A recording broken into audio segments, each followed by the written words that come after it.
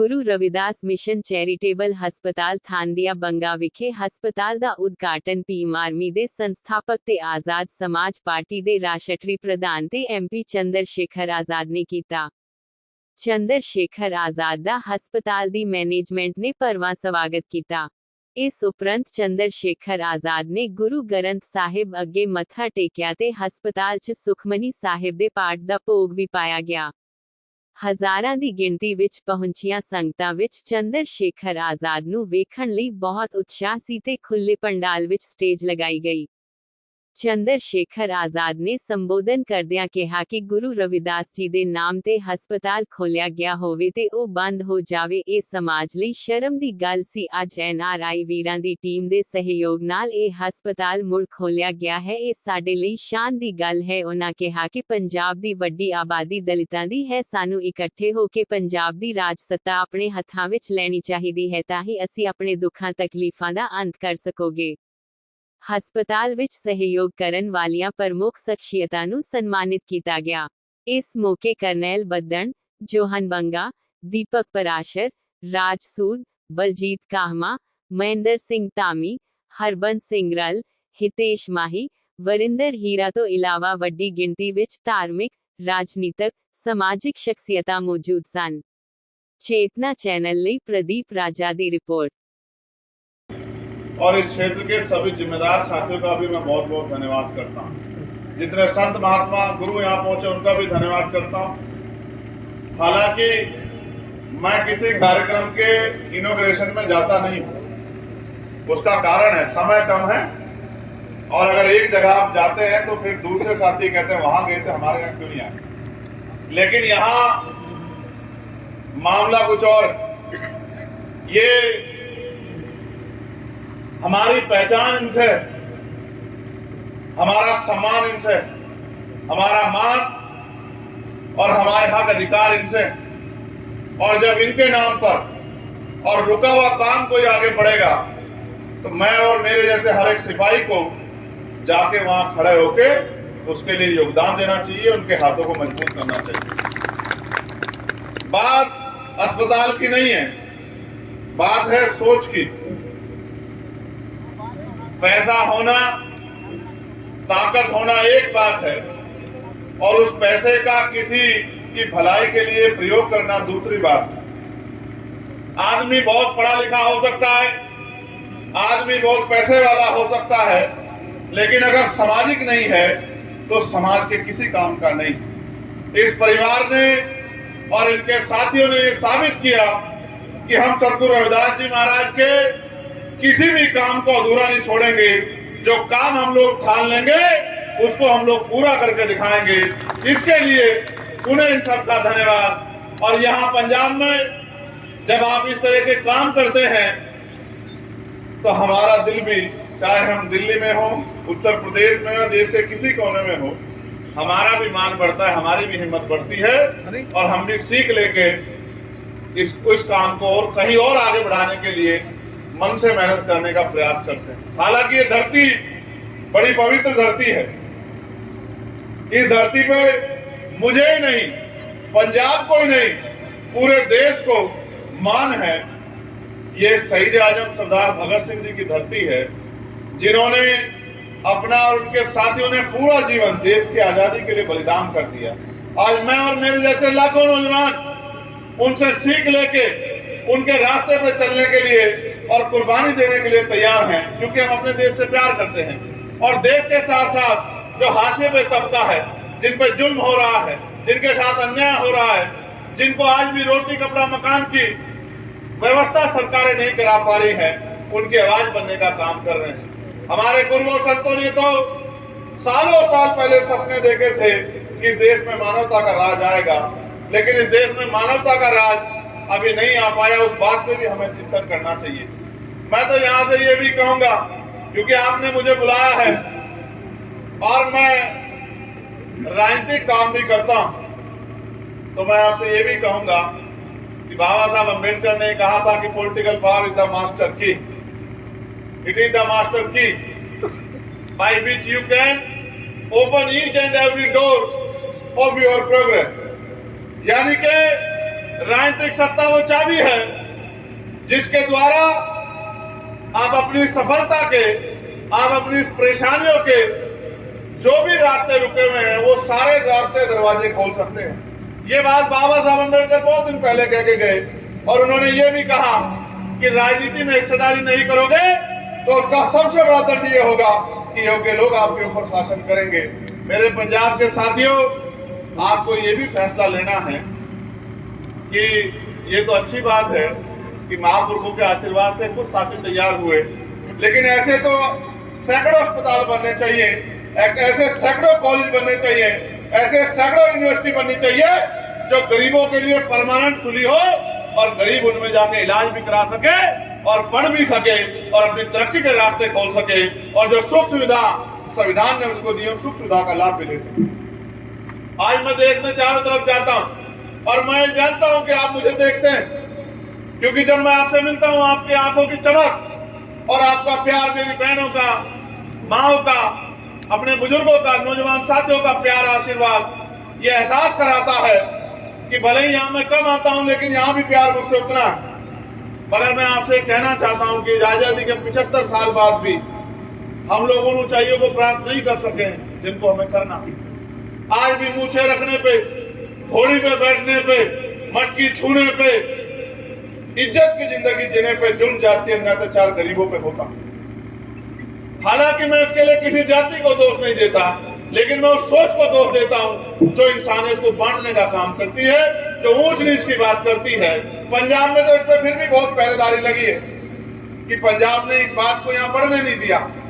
उसका वो पॉलिटिकल रूप से भी दिखता है और सामाजिक रूप से भी दिखता है, क्योंकि यहाँ गुरुओं की विचारधारा है, यहाँ संतों की विचारधारा है, यहाँ मानवता की विचारधारा है। लेकिन क्या पंजाब के लोगों की जिम्मेदारी सिर्फ पंजाब तक है?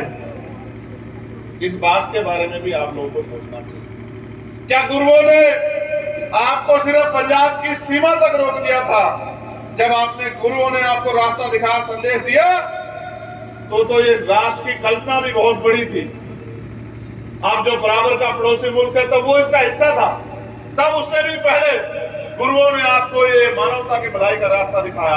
लेकिन कभी कभी लगता है कि पंजाब के लोग सिर्फ पंजाब तक ही ध्यान रखते हैं। मैं आपको ये कहना चाहता हूं, आज इस मुल्क में जो हालात बने हैं उनमें अगर सबसे बड़ी कोई रुकावट है उन हालातों को और वो जिस दौर की तरफ जा रहे हैं उनको रोकने के लिए, तो वो पंजाब है।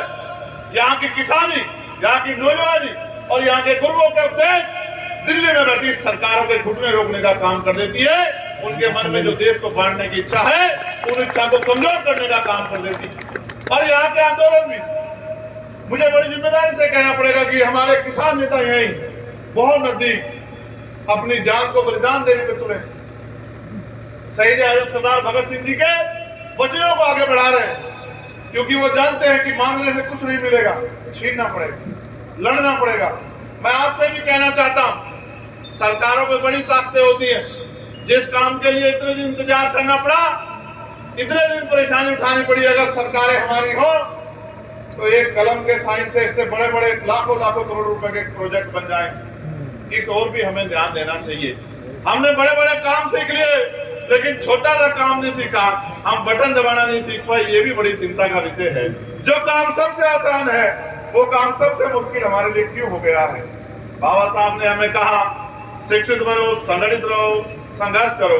संघर्ष आपस में करने को नहीं कहा, संघर्ष बुराइयों से करने को कहा, संघर्ष अपने लोगों के लिए करने को कहा, संघर्ष लोगों की भलाई के लिए करने को कहा। लेकिन हम तो आपस में संघर्ष करने लगे। मैं आपसे इस मंच के माध्यम से कहना चाहता हूं, मुझे पंजाब के लोग बड़े फोन करते हैं और बहुत सारी बातें कहते हैं। मैं उनसे कहता रहता हूं कि भाई ताली एक हाथ से नहीं बजती। बंगाबाजी चाहते कि मैं इसे आ जाना और मेरा मन नहीं होना तो मैं किधर आ जाना? बताओ किधर आ जाना? दूसरी दस बंगाबाजी ने तो मैंने एक बार कॉल की थी, भाई आना, मैं कहा जी आ जाना। ताली तो दोनों हाथ से बजती ना जी, दसों का एक हाथ से ताली बज सकती जी? नहीं बजनी ना। मैं जो कह रहा था इशारों में मेरी बात में समझ लो। कुछ चीजें मैं खुलेआम नहीं कह सकता, मेरी मजबूरी थी। बाजी ने मैंने याद किया, मैं थे आ गया। बाजी मैंने याद नहीं करते, बाजी मैंने बुलाते नहीं, तो मैं कितने जाना जी? बदस तो बाजी ने मेरा बड़ा प्रेम सी, इसलिए मैं कहना जी मैं तो बड़ी कोशिश कर रहा हूँ कि साहब का सपना पूरा हो जाए, उनकी मूवमेंट आगे बढ़ जाए, लेकिन ताली एक हाथ से नहीं बजनी। आप लोग भी थोड़ा थोड़ा जोर लगाओ जिससे राष्ट्र एकजुट हो जाए और मिलकर लड़ाई आगे बढ़ाई जाए। और बाकी मैं आपको भी विश्वास दिला कहना चाहता, हमारे ग्रंथी जी और तमाम यहाँ बैठे हमारे जिम्मेदार लोग, मैं इस मिट्टी से खड़े होकर ऐलान करता हूं कि मेरे एक एक खून का कतरा भी आपके काम आएगा, इस आंदोलन के काम आएगा, महापुरुषों के विचार से काम आएगा। मैं आपकी ऐसी आवाज हूं, ना झुक सकती है,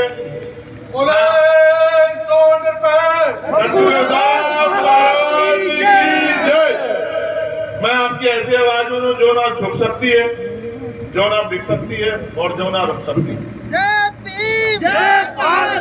आप जानते हैं पार्लियामेंट में जब भी पंजाब का कोई मसला आता है, चाहे वो आदमपुर एयरपोर्ट का मामला हो, कि आदमपुर एयरपोर्ट का नाम प्राइम मिनिस्टर क्या गए थे, सतगुरु रविदास जी महाराज के नाम पे होगा, वो तो भूल गए, हम नहीं भूले।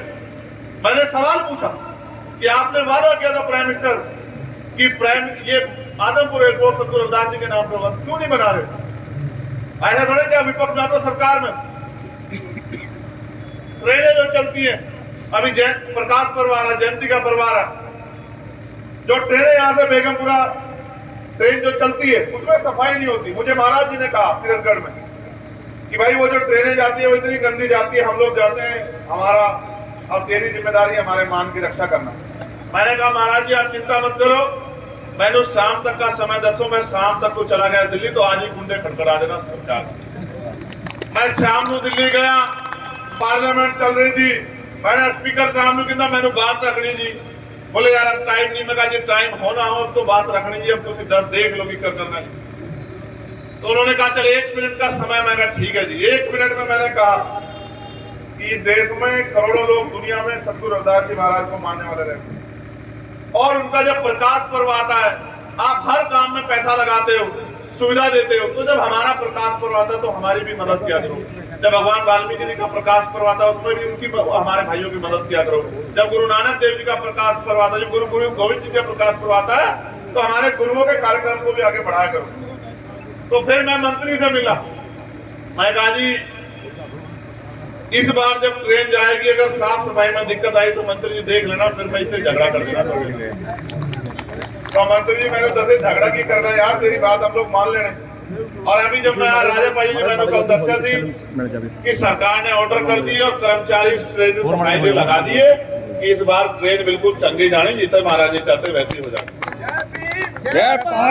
अभी मैं एक दिन फिर आया तो मेरे पास फिर संदेश गया कि भाई महाराज जी के प्रकाश पर्व पे छुट्टी नहीं होती, राष्ट्रीय अवकाश होना चाहिए।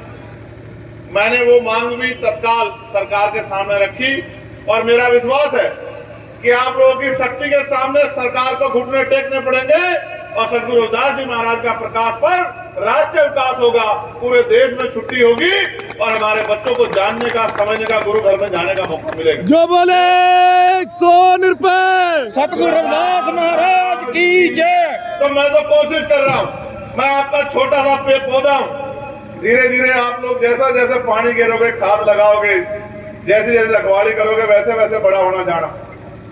जिस दिन आप लोगों ने मजबूत कर दिया, फिर आप लोग किसी की तरफ आंख उठा के नहीं देखना, इंतजार नहीं करना, हाथ नहीं मिलाना पड़ना, मेरी बात को याद रखना। और पंजाब से मेरा रिश्ता बड़ा गहरा है। धर्मचंद जी यहाँ खड़े, मैं जब फरारी में था, पूरे उत्तर प्रदेश की पुलिस मेरे पीछे लगी थी, और कोई कहता सरकार में बैठे कोई डीजीपी कहते कि हम इसको इनकाउंटर कर देंगे, हम इसको जेल भेज देंगे, हम इसकी टांग पे गोली मार देंगे। तो पंजाब के साथियों ने मेरा संरक्षण किया। मैं बूटा मंडी रू गया, मैंने मेरे पीठ नु हाथ रखकर कह दिया देखा किसकी माँ ने दूध पिलाया तुझे, हमारे दूध ले जा, तू तेरे मेरे नाल यार। तो पंजाब में मुझे मान सी, जब उससे कोई परेशानी होती मैं पंजाब की तरफ देखता। मैं आज भी याद है जब गुरु घर टूटिया सी, दिल्ली में पंजाब के लोगों ने इतना बड़ा जो है कट लगाया सी, और सरकार को झुकना पड़ा। पहली बार देखो सुप्रीम कोर्ट को अपना फैसला वापस लेना पड़ा, और वो गुरु घर की जगीर हमें वापस देनी पड़ी, सरकार को झुकना पड़ा। ये आपका बल है, इस बल को बना के रखना। और मैं दोबारा से इनकी पूरी टीम को, बंगापा जी की, और इनके साथियों के परिवार के लिए और आप सबके लिए जितने लोग यहाँ पहुंचे उन सबके लिए सतगुरु रविदास महाराज जी से प्रार्थना करता हूं कि उनकी कृपा उनकी मेहर आपके परिवारों को दी और ऐसे ही हम लोग अच्छे अच्छे काम करके समाज में गौरव प्राप्त करते रहे, लोगों की मदद करते रहे, लोगों की आवाज बढ़ते रहे। आपने मुझे यहाँ सुना, बहुत सारे लोग आए हैं मुझसे मिलने के लिए और रात को कोहरा बड़ा खतरनाक हो रहा था। रात भी गड्डी में पहुंचने में बहुत टाइम लगे जी। ये भी नहीं पता गड्डी पानी में गिर जाएगी, खेता में गिर जाएगी, ये भी नहीं पता, इतना कोहरा हो रहा है जी। तो मैं कोशिश करना कि वक्त से सारे काम निपटा के फिर गड्डी को काम की तरफ मोड़ देना। मैं आपको भी कहना कि आपका प्यार भी मेरे नाल बने रहना चाहिए। जब आपका प्यार मेरे नाल बने रहेगा तो मैं और मजबूती से लड़ता हूं। बाकी मिलजुल के कार्य आगे बढ़ाते रहेंगे। पुनः धन्यवाद, आप सबके लिए मंगल कामनाएं। जय गुरुदेव, धन गुरुदेव, जय भीम, जय भारत। जो बोले सो निरपैठ सतगुरु रविदास महाराज की जय। नहीं, मेरे नाल लगा। जो बोले सो निरपैठ सतगुरु रविदास महाराज की जय। रोटी ना मिली तो ਮੈਨੂੰ ਤਾਂ ਮਿਲੀ अरे खाना नहीं खिला जी? ਸਾਡੀ ਤਾਂ ਨਿਕਲਦੀ ਆਵਾਜ਼ ਜੀ। तो आवाज में की हो गई? ਅਸੀਂ ਦੁਬਾਰਾ ਲਾਓ ਜੀ, ਦੁਬਾਰਾ ਲਾਓ। ओ ये कोई ਨਹੀਂ ਤਾਂ ਇੱਕ ਮੈਂ ਸਾਨੂੰ ਵੀ ਦੁਬਾਰਾ ਲਾ ਦਿਓ, ਜਾਗਣ ਨੂੰ ਟਾਈਮ ਲਾਉਂਦੇ ਆ ਜੀ। ਇਹਨਾਂ ਨੂੰ ਹਿਲਾਉਣਾ ਦੇਣਾ ਪੈਂਦਾ ਜੀ, ਹਿਲਾਉਣਾ ਪੈਂਦਾ ਆ। ਹਾਂਜੀ चलो ठीक है भाई। ਹਾਂਜੀ ਲਾਓ ਹੁਣ। अच्छा, मेरी बताओ, मेरी आवाज ज्यादा रहनी, आपकी रहनी बताओ। ਤੁਹਾਡੀ ਤਾਂ ਆਵਾਜ਼ ਧਾਕੜ ਆ ਜੀ। और ये भी तो आप ही की वजह से है। ਇਹ ਆਪ ਇਹਨਾਂ ਨੂੰ ਥੋੜਾ ਜਗਾਉਣਾ ਪੈਂਦਾ। जो सो निर्भय रविदास महाराज की जय। आप इकट्ठे रहोगे तो आवाज मजबूत रहेगी। और महाराज जी ने एक बात मैंने दसी थी डेरे नु, बोले राज होगा तो काज भी होंगे। मैं तो अपने दिल में बिठा ली कि राज लाना बेगमपुर जैसा। महाराज जी का जो अधूरा सपना है बेगमपुरा राज का, उसको पूरा करना। और जब तक जीवन है तब तक लगे रहना, पीछे नहीं पलट के देखना। जीवन एक बार मिला है, आपके जाने के बाद लोग आपको क्यों याद रखें, इसके लिए कर्म करके जाने से ऐसे कर्म जिसके बाद लोग कहें कि हमारे यहाँ भी सूर्य में जन्मे थे। जय गुरुदेव, धन गुरुदेव, जय भीम, जय भारत। आप सबके लिए मंगल कामना।